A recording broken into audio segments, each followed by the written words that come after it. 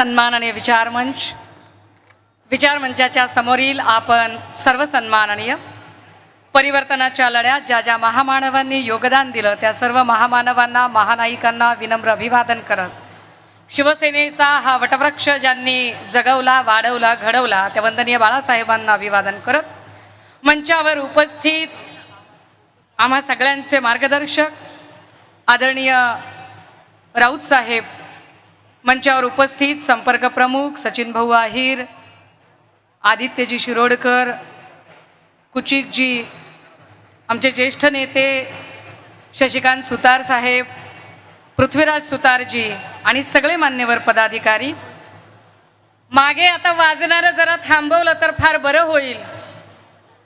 मागे मागे वाजवणारे लोक जरा आता थांबवा, लोकांना ऐकू द्या जरा. हा, ऐकू द्या लोकांना शांतपणे. आम्ही समजू शकतो तुमचा उत्साह, तुमच्या आनंदात आम्ही सहभागी आहोत, पण आता आपण जरा शांतपणे ऐकूया. आज लय अंगात आलंय सर, तुम्ही आल्यामुळे अंगात आलंय एवढं.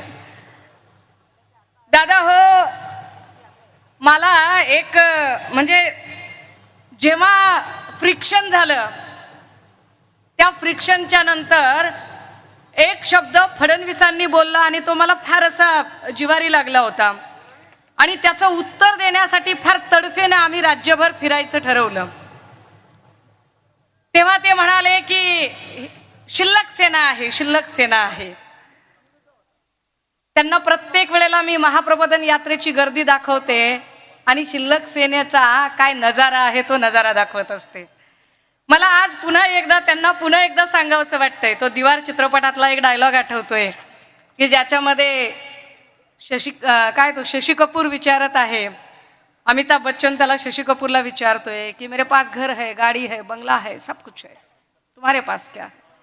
तसं जेव्हा फडणवीस कधी त्या आविर्भावात जे त्यांच्या मनात आहे की मेरे पास देखो सब कुछ है, मेरे पास मोदी जी है, शाह है, ईडी है, सीबीआई है, इलेक्शन कमीशन है, प्रफुल्ल पटेल है, भुजबल है, भावना गवली है,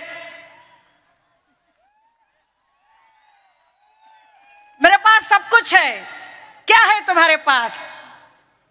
हम बड़े फक्र के साथ कहते हैं हमारे पास संजय राउत है.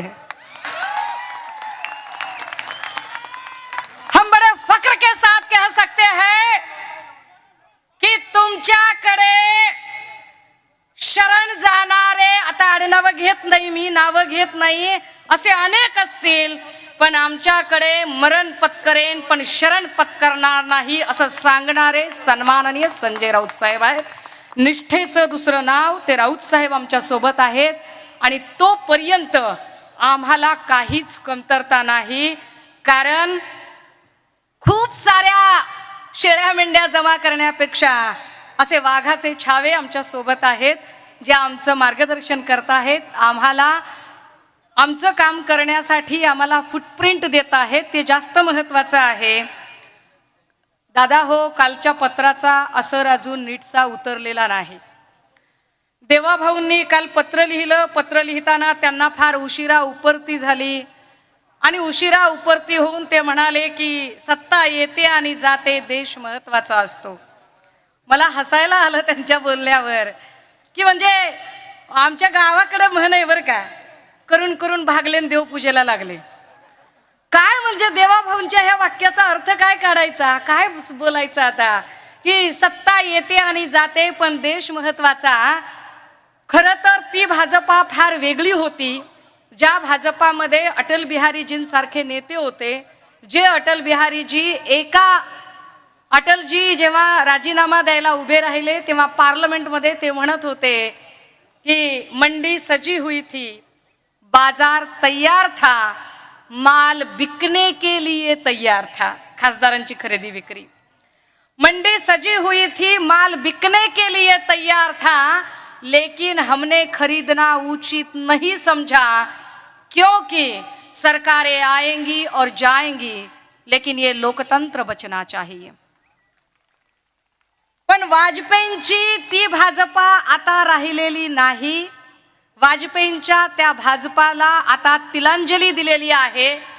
आता एका वेगळ्या भाजपाच्या संस्कृतीने जन्म घेतलेला आहे. राजे हो, हे नीट समजून घ्या पुन्हा एकदा. वारुळ मुंग्या बांधतात, मुंग्या वारुळ बांधतात, परंतु जेव्हा संपूर्ण वारुळ तयार होतं तेव्हा त्यात राहायला मात्र मुंग्या नसतात. त्यात राहायला सरपटणारे प्राणी, विषारी प्राणी राहायला येतात. भाजप आणि RSSच्या असंख्य मुंग्यांनी भाजपच्या सत्तेचं वारुळ बांधलं. मला वाईट वाटतं चंद्रकांत दादांबद्दलही आणि मेधा कुलकर्णींबद्दलही आणि असंख्य लोकांबद्दल ज्यांना ज्यांना देवाभाऊंनी साईडलाईन केलं, ज्यांना ज्यांना संपवलं. कारण त्या सगळ्या लोकांनी मिळून भाजपच्या सत्तेचं वारुळ बांधलं होतं. पण आता त्या वारुळात त्याच लोकांना राहायचं भाग्य नाहीये. बिचाऱ्या उपाध्ये भंडारी सारख्या लोकांबद्दल तर अपार सहानुभूती वाटते आणि काही चित्रविचित्र बायकांना बघून नुसतंच हसायला येतं. हे काय करायचं यांचं, की या माणसांना ती जागाच नाही मिळाली. दादा हो, ह्या सगळ्या लोकांमध्ये, ह्या सगळ्या सिनोरिओमध्ये फक्त आणि फक्त स्वतःच्या मुख्यमंत्री पदाच्या अतीव महत्वाकांक्षेपोटी, आपल्या अत्यंत हावरट स्वभावापोटी, सत्तेची किती ओढ, किती चटक असावी एखाद्याला, की ती सत्ता आणि ती खुर्ची हस्तगत करण्यासाठी महाराष्ट्राचं राजकारण देवाभाऊंनी कायम अस्थिर ठेवलं. त्याचा परिणाम असा झाला की कुठल्याही राज्याचं जेव्हा सरकार अस्थिर असतं तेव्हा त्या राज्यामध्ये उद्योजकांना गुंतवणूक करण्यामध्ये भय वाटते. ते गुंतवणूक करत नाहीत. परिणामी इथली सरकार देवाभाऊंनी, देवेंद्र फडणवीसांनी इतकी अस्थिर ठेवली की ज्याचा परिणाम इथला एक एक उद्योग बाहेर जायला लागला. आणि पुणे, मुंबई, जिथे अख्ख्या राज्यातनं लोक आपलं पोट भरायला येत होते, वेगवेगळ्या कंपन्यांमध्ये काम शोधायला येत होते, आता ते काम त्यांना मिळणार नाही अशी परिस्थिती निर्माण झाली. पण हे सगळं असताना सुद्धा यावर काही प्रश्न विचारले जातील असं आमच्यासारख्या भाबड्यांना वाटतं. कारण आम्ही या राज्यातले टॅक्स पेयर आहोत.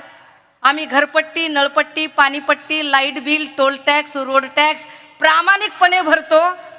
आणि असा प्रामाणिकपणे जेव्हा आम्ही टॅक्स भरतो तेव्हा आम्हाला असं वाटतं की आमच्या टॅक्समधून, आमच्या कष्टाच्या पैशातनं जर अधिवेशनावरती करोडो रुपये खर्च केले जात असतील तर त्या अधिवेशनामध्ये आमच्या विकासावर, आमच्या कल्याणासाठी, आमच्या भविष्यासाठी काही योजना आणि त्यावर चर्चा झाली पाहिजे.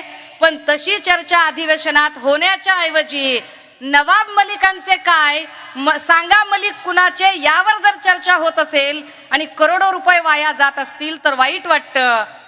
राजे हो, मलिक सत्ताधारी बाकावर बसले आणि जेव्हा म्हटलं जातं की आम्हाला माहित नाही ते कसे काय बसले, माझं जेवढं वय नाही तेवढा मलिकांचा सत्तेतला अनुभव आहे. एवढा अनुभवी माणूस सहजासहजी सत्ताधारी बाकावर बसणार नाही. तो माणूस सत्ताधारी बाकावर बसतो म्हणजे त्यांचं पक्क ठरलेलं असतं. एक दिवस नाही, तब्बल 2 दिवस तो सत्ताधारी बाकावर माणूस बसतो. याचा अर्थ त्यांची आपसी म्युच्युअल अंडरस्टँडिंग असते. पण महाराष्ट्राचा बॅकफायर होतोय म्हटल्यावरती, आपल्यावरती डाव उलटतोय म्हटल्यावर मात्र फडणवीस तो मी नव्हेच म्हणत हात वर करत पत्र लिहितात. अरे इंटरनेट आणि फोन कॉलच्या काळामध्ये रोज भेटताय, मांडीला मांडी लावून बसताय, रेटारेटी खेटाखेटी करताय आणि तुम्हाला पत्र लिहायची काय गरज होती? कुणाला येड्यात करता तुम्ही? अरे आम्ही काय धोत्रावर इन करतो का? बगलत रेडिओ आहे का? कानात भिडे आहेत आमच्या का? डोसक्याला गोड तेल लावतोय आम्ही? आणि तुम्ही आम्हाला सांगताय मी पत्र लिहिलं, मी पत्र लिहिलं आणि शानपण सांगतात त्यांचे हुजरे आणि मुजरे आणि बार्किंग ब्रिगेड मधले लोक कंबोज सारखे चिल्ले पिल्ले. अरे पहला पत्थर वो उठाए जो पापी ना हो और जिसने पाप ना किया हो. मूळ त्या कंबोजवरच शेकडो कोटीच्या बँक घोटाळ्याचा आरोप आणि त्यानं शानपण सांगायला निघतोय. अहो फडणवीस साहेब, माणसं निवडताना किमान प्रामाणिक माणसं तरी निवडा. आमच्याकडे बघा, आम्ही प्रामाणिक माणसं आहोत. आम्ही लाख वेळा सांगतो, हे कधी बी चेक कर रे, कधी बी कुठलाच ईडी CBI क्रिमिनल रेकॉर्डचं बॅगेज नाही आमच्याकडे. लय लय पक्के माणसं होत आणि लय स्वच्छ होत आम्ही. पण ह्या सगळ्यांमध्ये जाणीवपूर्वक मलिकांचा विषय जाणीवपूर्वक 2 दिवस चर्चेला आणला जातो, कारण पहिल्या 2 दिवसात आम्हाला अपेक्षित असतं मराठा ओबीसी आरक्षणावर चर्चा व्हायला हवी. आम्हाला अपेक्षित असतं अवकाळी आणि गारपीट आणि त्यामुळे त्रस्त झालेल्या शेतकऱ्यांवर चर्चा व्हायला हवी. आम्हाला अपेक्षित असतं बेरोजगारी आणि कंत्राट भरतीवर चर्चा व्हायला हवी. आम्हाला अपेक्षित असतं टीईटी घोटाळ्यातल्या तुकाराम सुपेकडे अजून जर पैसे निघत असतील तर टीईटी घोटाळ्याचं काय केलं, तुकाराम सुपेचं काय झालं, अब्दुल सत्तारांची चौकशी कधी करणार आहात, याच्यातल्या चौकशी करणाऱ्या अधिकारी ज्या होत्या नौटके, भाग्यश्री नौटके, मी कदाचित नाव विसरत असेल, या नौटकेंना नंतर साइड पोस्ट का दिली गेली. जे लोक तपास अधिकारी म्हणून काम करत होते त्या प्रत्येक तपास अधिकाऱ्याला टीईटी प्रकरणातनं साइड पोस्ट करत का बाजूला केलं गेलं, यावर फडणवीस चकार शब्द बोलत नाहीत. ललित पाटील प्रकरणात पहिल्या दिवशी जी नावं घेतली होती त्याच्यावर आजही ठाम आहे मी की ललित पाटील प्रकरणामध्ये होय, मी म्हटलं होतं डॉक्टर मरसळे, डॉक्टर देवकते यांच्यावर कारवाई झाली पाहिजे, पण देवकतेंचं स्टेटमेंट नजरेआड करता येत नाही. देवकतेंनी स्पष्ट भाषेत सांगितलं, मैं नाम मात्र हूं. आपल्याच माध्यमातून ऐकलो मी, मीडियाच्या माध्यमातून, की देवकतेंनी स्पष्टपणे सांगितलं मला बळीचा बकरा केलं जातंय. वर एक मोठा नेक्सस आहे. फडणवीस साहेब, तो नेक्सस कधी बाहेर येणार आहे ते सांगा, कारण तुम्ही ससून मधल्या लोकांवरती कारवाई करताय. ससून मध्ये आता फक्त संजीव ठाकूर, चौकशी अहवालात संजीव ठाकूर दोषी आहेत हे पक्क झालंय. अजूनही संजीव ठाकूरची अटक का केली नाही, आणि हो, संजीव ठाकूर म्हणजे शेवटची कडी अजिबात नाही. त्याच्या पुढचं काय ते बोला, कारण ससून मधलं जे काही आहे ते ललित पाटील ससून मध्ये आल्यानंतरचा एपिसोड आहे. मुळात ललित पाटीलला ज्या गुन्ह्यासाठी अटक झाली तो एमडी ड्रगचं प्रोडक्शन, त्याचं डिस्ट्रीब्युशन, त्याच्या एजन्सी, त्याचे एजंट, या सगळ्यांशी संबंधित असणारा नेक्सस कधी बाहेर निघणार आहे, यावर देवेंद्र फडणवीसांनी चर्चा करणं अपेक्षित आहे, उत्तर देणं अपेक्षित आहे.